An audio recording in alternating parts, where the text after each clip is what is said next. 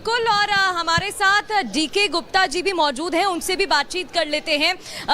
गुप्ता जी, यहाँ पर बाजार की अगर हम बात करते हैं तो एकदम धड़ाम हो गया है इस पूरे सर्वेक्षण के बाद, और जैसे ही सर्वे सामने आया है इसके बाद इस पर इतना असर क्यों पड़ता दिखाई दे रहा है?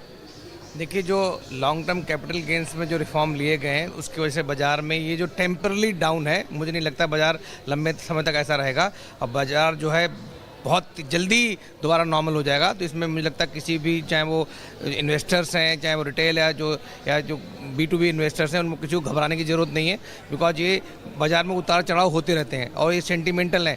लॉन्ग टर्म जो सरकार की पॉलिसी में बहुत अच्छी हैं, चाहे वो इसमें अभी भी दिखाया गया बहुत सारे जो टैक्स स्लैब्स में छूट दी गई है, किसानों के लिए दिया गया है, रोजगार के लिए काम कर रहे हैं, इवन हेल्थ पे काम कर रहे हैं, तो कहीं ना कहीं सबको बढ़ावा दिया गया है। तो कुछ एक दो पॉइंट हैं जिससे बाजार के सेंटिमेंट्स कुछ तो उनको धक्का लगा है, but it is not permanent. ये बहुत टेम्पररी है। बाजार फिर दोबारा बहुत तेजी से ऊपर आएगा और लॉन्ग टर्म में बाजार में कोई दिक्कत होने वाली नहीं है। अच्छा, एक बात यहाँ पर बताइए, क्योंकि कई सेक्टर्स हैं और जब हम बजट की बात करते हैं तो हर एक सेक्टर पर सरकार को ध्यान देना होता है और ये काफ़ी चुनौती भरा भी हो जाता है।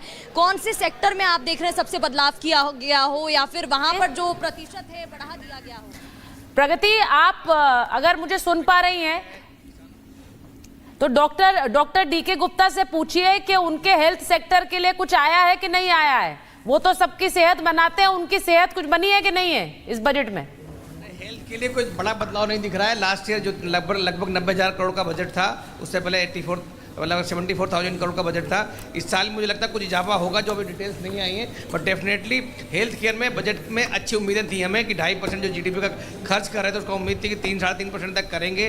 और उसके अलावा जो इम्पोर्ट ड्यूटीज़ थी, बहुत बड़ी मशीनों पर CT है, MRI है, कैथ लैब है, रोबोटिक सर्जरीज है, इनकी इम्पोर्ट ड्यूटीज़ पर हमें अपेक्षा थी कि इम्पोर्ट ड्यूटीज 30% जो है इस समय वो कम हो जाएगी। जो इसेंशियल मेडिसिन हैं खास करके, या जो ऐसी मेडिसिन जो बहुत कॉमन यूज़ की हैं, उन पर GST दरों में कमी आएगी। तो इस तरह की कुछ उम्मीदें थी। 80D की बात कर रहे थे हम लोग कि 83D जिसके थ्रू बहुत सारे ध्यान रखा गया है मैम।